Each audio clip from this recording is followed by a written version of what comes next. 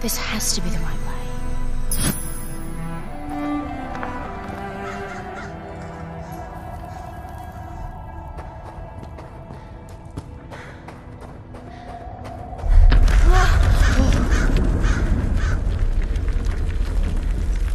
Before we continue, let's stop a moment and take a look at some of the key features of this demo. Much of what you see was built with Quixel Megascan assets, but instead of using the game versions, we used the cinematic versions, which would typically only be used in film. There are around 1 million triangles each, and thanks to virtual texturing, they all use 8K textures as well. Nanite can render an insane number of triangles very quickly. There are over 1 billion triangles of source geometry in each frame that Nanite crunches down losslessly to around 20 million drawn triangles. What does that many triangles look like? This isn't noise. These are the triangles, each a different color. Most are so small that they look like noise. Nanite achieves detail down to the pixel, which means triangles are often the size of pixels. This amount of geometric detail requires shadows to be pixel accurate as well, and Nanite can do that too. Speaking of lighting, all of the lighting in this demo is completely dynamic, with the power of Lumen that even includes multi-bounce global illumination. No light maps, no baking here. Without GI, all of that beautiful lighting is gone. With Lumen enabled, we can move the light and the bounce changes instantly. Okay, let's keep going.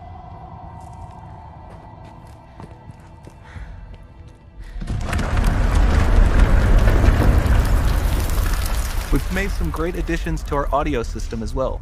Convolution reverb allows us to measure reverberation characteristics of real spaces, like actual caves that we sampled, and reproduce them in virtual spaces. Sound field rendering allows us to record and play back spatialized audio.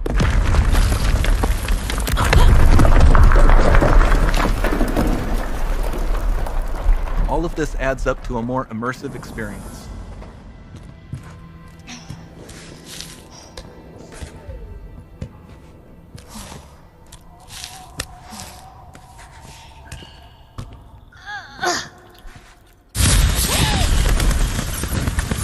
This swarm of bats was created with our Niagara effects system.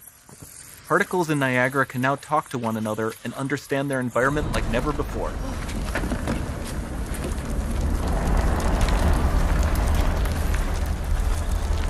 We've also added a ton of new functionality to run fluid simulations like you see in the water below.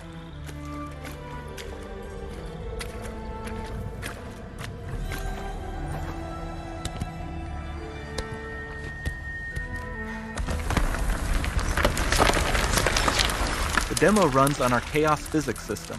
Here we are using it to accurately simulate the rigid bodies of the falling rocks and the cloth of her scarf.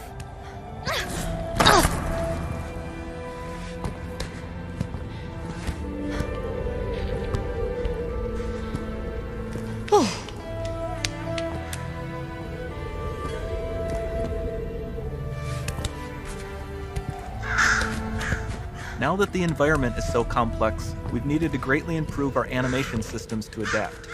We've added predictive foot placement and motion warping, which dynamically modifies IK and body position to look more natural. For the character to more realistically interact with the environment, we've added the ability to trigger seamless contextual animation events, like her hand on the door. Looks promising.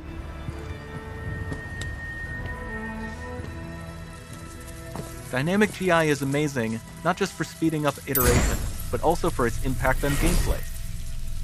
Nice. Any light source can move while It still might having be. beautiful bounce lighting. Dynamic illumination means specular as well, which you can see on all the metal surfaces. You can even see the Niagara-powered bugs reacting to the light. Lumen not only reacts to moving light sources, but also changes in geometry.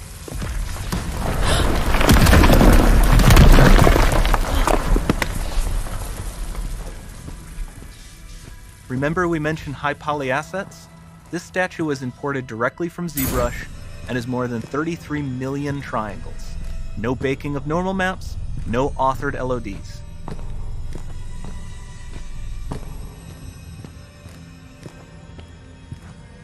And we can do more than a single statue. There are nearly 500 of that exact statue at the same detail level placed in this room for a total of over 16 billion triangles from statues alone. Over this entire demo, there are hundreds of billions of triangles.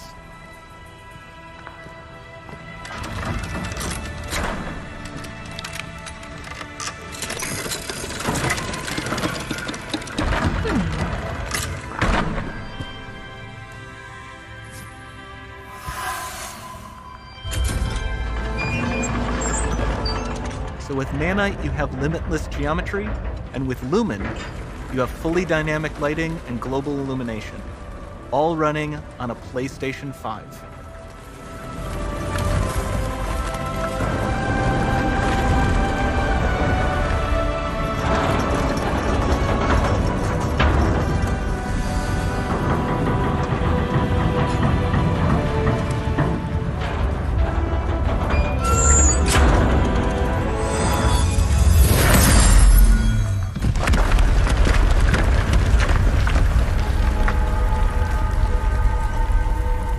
There's not much time left. And this doesn't need to be constrained to small rooms. It can stretch all the way to the horizon. The portal, it's open. Don't fail me now.